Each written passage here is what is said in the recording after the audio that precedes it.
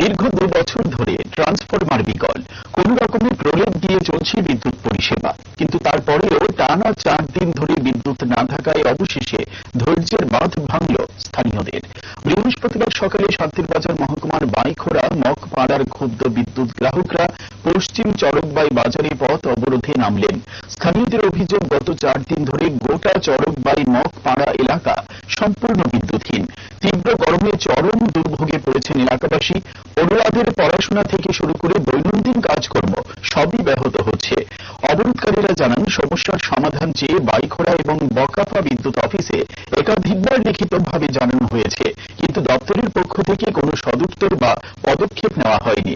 বাধ্য হয়ে আজ সকাল থেকে পশ্চিম চরকবাই বাজারে রাস্তা অবরোধ করে বিক্ষোভ দেখাতে শুরু করেন এলাকার সাধারণ মানুষ। খবর পেয়ে ঘটনাস্থলে ছুটে আসে বাইখোড়া থানার পুলিশ। এলাকাবাসীরা জানান, আজকের মধ্যে বিদ্যুৎ পরিষেবা চালু না হলে আরো বৃহত্তর আন্দোলনে যাবেন তারা। আগে ভাইছি নষ্ট হয়ে গেছে, আজকে 2 বছর ধরে এটা নষ্ট হয়ে গেছে। নষ্ট 1 কেজির উপরে চলে, নষ্ট হয়ে গেছে।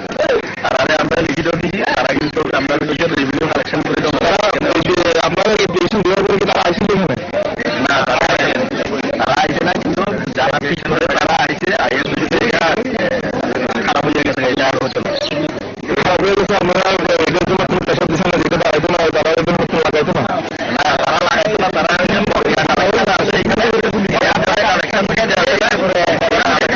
থেকে আমরা কালেকশনটা করে তার মধ্যে তারা ট্রান্সমিটার লাগাইতো, আমরা কালেকশন করবো। সাবস্ক্রাইব ও ফলো করুন হেডলাইন্স ত্রিপুরা ন্যাশনাল।